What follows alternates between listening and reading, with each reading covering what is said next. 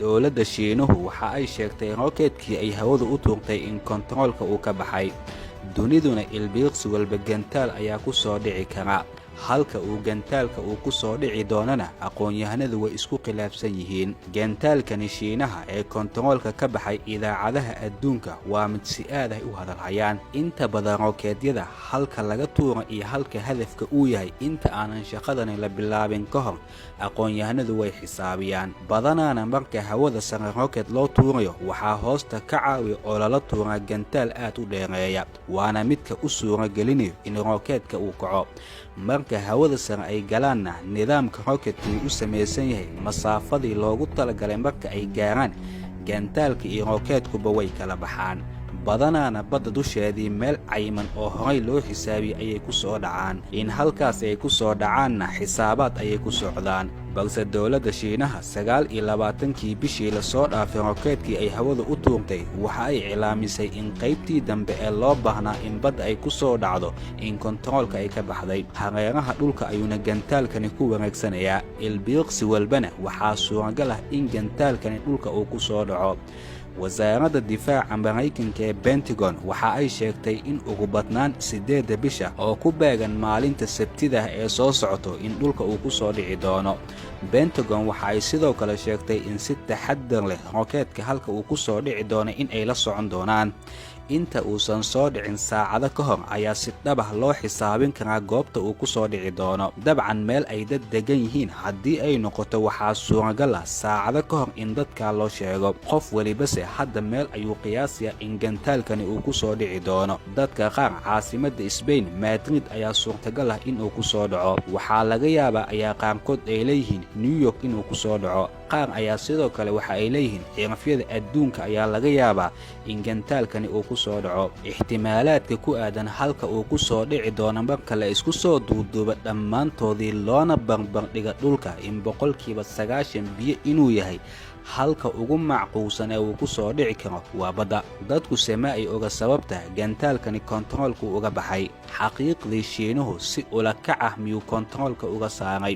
waxay ka mid tahay su'aalaha dadka dhexdoodii ay aadka isku weydiinayaan. qaybtani gantaalka ee kontaroolka ka baxday Maraykanka wuxuu u bixiyay 2021 eber 35B waxaana suuragal ah gantaalkani iyada oo la isticmaalay tiknoolajiyada casriga halka uu ku sugan yahay hareeraha dunida in ilbiiqsi walba hadda in aan daawano. haddii website-ka Orbit ING aan galna kadibna magaca gantaalkani loo bixiyay aan ku qorno waxaa inoo soo baxay sida inoo muuqata roketkani halka uu ku sugan yahay. roketkani adduunka oo dhan ayuu ku soo wareegsanayaa. xitaa dhowr jeer ayuu Soomaaliya korkeedii uu soo maray. qaaradda Afrika ayuuna waqti xaadinkani socdaa. saacadiina waxa uu ku socdaa xawaaro dhan 27,600 oo kiiloomitir. halka uu gantaalku uu ku sugan yahay iyo halka uu ku soo dhici doono si live ah ayaa halkani looga daawan karaa.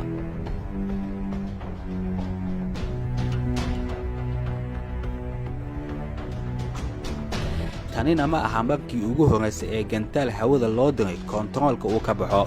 sanadkii tagay bishii May sidani oo kale ayuu mar kale roketka kontaroolka uu ka baxay. waxa uuna ku dhacay xeebaha Lovia qaaradda Afrika, Burkina Faso iyo agagaarkaasi. nasiib wanaag dhisme qadiimi ah oo aanan lagu noolayn oo keliya ayaa burburay. haddii gantaalkani dhulka uu ku soo dhacana gaar ahaan goobaha dadku ay degan yihiin sida madaafiic oo kale dabcan khasaaro burbur naf iyo maalba isugu jira ayaa ka dhalan kara.